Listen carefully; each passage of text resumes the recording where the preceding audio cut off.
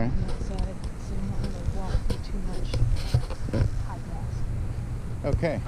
So, I'm with Dodie Stillman. Oh my gosh, we started it already? Well, I figured you were already explaining. So, Dodie, where are we? What are we doing? Well, this is property that's owned by a church in Round Rock. And since there's not a church on it right now, they have to pay full price for the property taxes to get an ag valuation. They had hay on it for a while, and there was corn before that. That's why you can feel the little rows. The rises on the rows. Yeah. So the hay person stopped helping them with the hay, so they hired me to put livestock on it. Ah, and bees are considered livestock in Texas? Bees are considered livestock in Texas. They have been like for the past, not very long, maybe like 5 years. And you have to either continue an ag valuation, or you have to, you'll get denied for the first 5 years that you apply for it, and then you get to have it.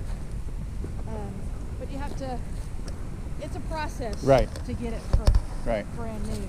But they already had it, so he called me January or February and said we have to have them by the end of April. And you, depending on how much land you have, that helps them decide how many colonies you have to have of bees. Wow. So we had to be up and running by April 30th with 13 colonies. Wow. So these are 13 colonies right in here. Oh, it's more than 13 now. Okay. Because I also moved my personal bees here, because we only had 10 for them. 10 colonies. And so I brought my 5. So now I think we have 20. Okay. So, wow. And then why do you have this place gated? The church wanted to keep anybody out, because this little trail here, there's kids back there. I get it. We've also got a couple of signs that say, working honeybees, they'll sting to defend their houses. It's just a little bit of, making sure caution that people know. Yeah. Don't get so close. Okay. So what are we doing here today? Well, we took the honey off. July 4th is the big extraction day, because because you have friends that come over to the house July 4th. You get them all to help you turn the crank and bottle the honey, because you play that whole Tom Sawyer thing on them, right? It's fun. Come on, turn the crank. So we did the honey extraction last week, or a couple weeks ago. So now we're going to work on taking care of the mites. The Varroa destructor mite is the worst pest that honeybees have. So we're going to put these little wooden eeks. These have them already. See that little spacer in between the boxes? Oh, yes. So it's just a little space. Give them some ventilation and some extra room. And we're going to put a little bit of a medication on there. So it's this space right here? Right. Okay. Yeah. So it's a thymol. We'll put it on a card, and it's just a dose of the plant thyme that smells. Okay. And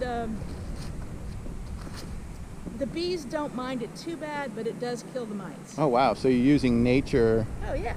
And nature's remedies to kill the mites versus anything. Yes. Okay. So it's still considered a chemical, because it's not a natural thing that you would normally find in there. There are other treatments, but now in my schedule it's time for this. Like the other one is oxalic acid. Okay. That you even find in honey. Okay. You find it in wine. It's in spinach. But you can't use the same one over and over again. You have to rotate your treatments. Okay. So this is time for the. It's time for time. It's time for time. All right. So we're gonna just go in and come around on this side right here, and you can see a better picture of bees crawling in and out. Oh wow. Yeah. So we have all of our bees facing outside, so that we can pull into the middle and kind of work in the middle. And are bees just naturally curious, like the ones that are, wow, look at this one. The ones that are coming around me right now? Or do I need to... Well, they're saying, hey, buddy, who are you? What are you doing near my... Exactly. Okay. And you're getting really close to the door to their hive. Okay. So that's their flight path in. I see. So all the time we approach from the back, I got it. sides. But you can, look around the edge, and you can learn a lot about your beehive just by looking at the entrance. So, Okay. Well, yeah, because I noticed that this hive has a small amount of traffic. The second hive has a much bigger, and the third hive has even more and more bees all around it. And why is that? Well, do you see how many boxes that one has? 1, 2, 3. 4. 4, because there's a blue one up. Yeah. Okay. So there's 4 boxes on that one. So it's a bigger hive. Okay. And so there's the other gonna be ones a have little 3. Okay. All right. Yeah. Cool. And also there's more bees in that one. So they're hanging out on the front porch because it's hot in those boxes. So just like anybody else, if it's hot inside, you go hang out on the front porch, right? Oh, awesome. So, Yes. okay. And what can I do here at this stage?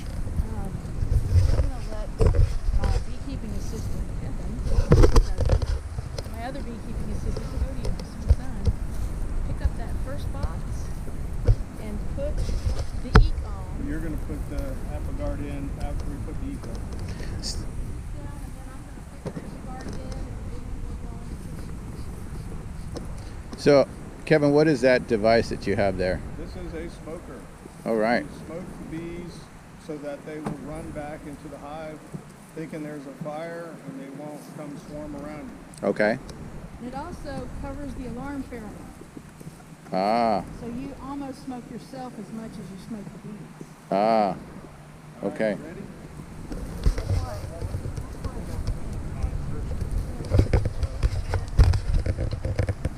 These are palm bees. Palm bees? Yeah, they're not. Oh, They calm, don't calm. explode out trying to get you. Calm. Okay. I thought you said palm. Well, they're good. Okay. We call them good bees. There's Okay. good bees and there's not so good bees. The not so good bees will come after you right as you open the hive. Okay. Like they want to hurt you. Tilt this upside down. No, just like that. Yeah, that's okay. Yeah, there you go. Okay. You want to make sure that upside down is okay. This is an eek. That wooden piece in between, right? Yeah. Call it eek. Okay. And what we're going to do is put a natural mixture of chemicals called ApiGuard, and this will help control the mite population in the hive. Is that what has the time in it? Yes. Okay. The row mites are very prevalent amongst bees, and they eat the bees from the inside out. Wow. The stripes. These are very calm bees, well Now, did you behaved. put your? Means Did you look down inside? No, I didn't.